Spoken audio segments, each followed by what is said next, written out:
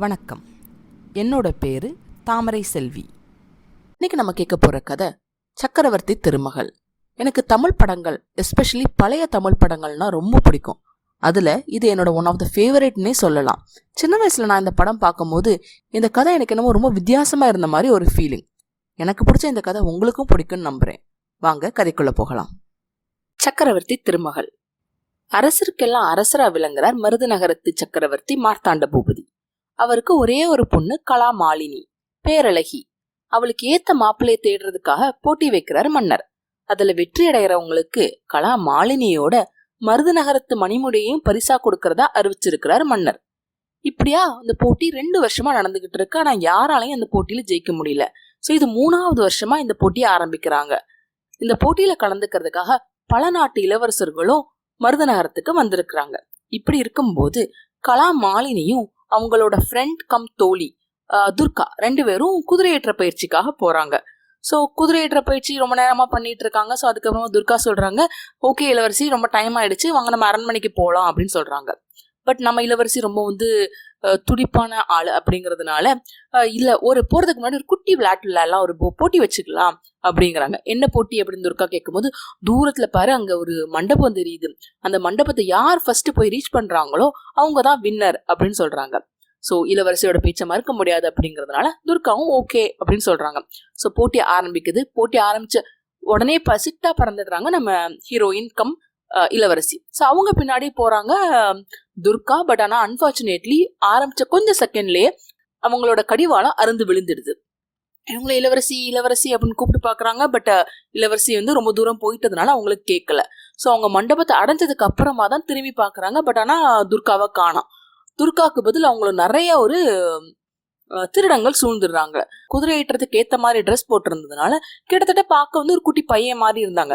சரி டே பையன் அவன் என்ன பண்ற அப்படின்னு அவனை திட்டி இல்லை அவனை மிரட்டி அவன்கிட்ட பைசா படுங்கிறதுக்காக ட்ரை பண்ணும் போது, பட் நம்ம இளவரசி ரொம்ப வீரமான ஆள் அப்படிங்கிறதுனால அவங்களை எதிர்த்து எவ்வளவோ சண்டை போடுறாங்க. பட் ஆனாலும் இவங்க ஒருத்தங்களா இருக்காங்க, இங்க நிறைய திருடங்க இருக்கிறதுனால அவங்களால ஜெயிக்க முடியல. ஸோ ஒரு கட்டத்துல அடிக்க வர மாதிரி சுச்சுவேஷன் ஆயிடுது. நான் திடீர்னு என்ன ஆகுதுன்னா, ஒரு குருவால் அந்த அடிக்க போற திருடன் மேல விழுந்து அவன் கீழே விழுந்துடுறான்.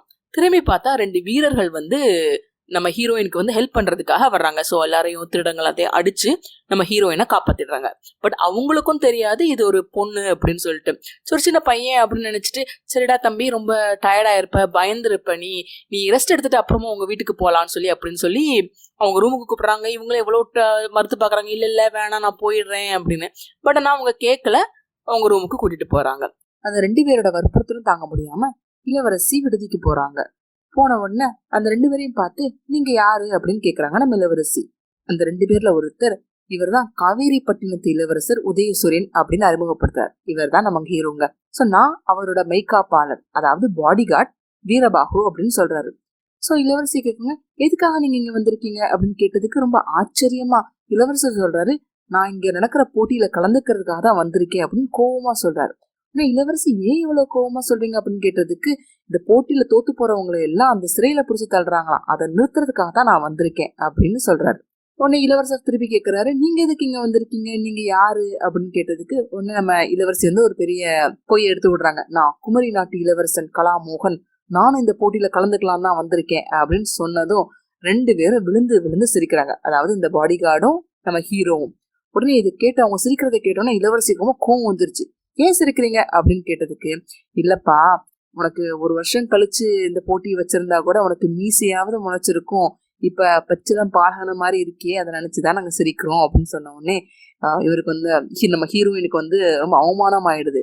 அப்பனா இந்த போட்டியில நான் ஜெயித்து காட்டிட்டா நீங்க என்ன பண்ணுவீங்க அப்படின்னு கேட்டதுக்கு இளவரசர் சொல்றாரு, என்ன பண்ணுவேன், உன் கழுத்துல நான் மாலையை போட்டு உனக்கு கங்க்ராச்சுலேட் பண்றேன் அப்படின்னு சொல்றாரு. உடனே அதை கேட்டோன்னா இளவரசிக்கு ஒரே சந்தோஷமாயிடுச்சு. ஆப்வியஸ்லி இருக்காதுங்களா, அவங்க தானே ஹீரோயினே. உடனே இளவரசி சிரிச்சுக்கிட்டே, நீங்க ரொம்ப வீரரா இருக்கீங்க, பேசாம எந்த போட்டியுமே இல்லாம உங்களுக்கே இளவரசியை கல்யாணம் பண்ணி கொடுத்துட்டா எவ்வளவு நல்லா இருக்கும் அப்படின்னு அவங்க மனசுல உள்ள ஆசையை வெளியே சொல்றாங்க. உடனே இளவரசர் சொல்றேன், சேச்சா அப்படிலாம் இருக்கக்கூடாது, என்னோட வீரத்துக்கு அது பெருமையே கிடையாது அப்படின்னு சொல்லி அதை மறுத்துடுறாங்க. அதுக்கப்புறமா 2 பேரும் ஓகே பை அப்படின்லாம் சொல்லிட்டு அவங்க போயிடுறாங்க. இளவரசி அரண்மனைக்கு திரும்பி போயிடுறாங்க. அதுக்கு அடுத்த நாள் போட்டி ஆரம்பிக்குது. என்னங்க கதை சுவாரஸ்யமா போய்கிட்டு இருக்கா? மிச்ச கதையை அடுத்து வரும் பதிவுகள்ல கேட்கலாம். நன்றி, வணக்கம்.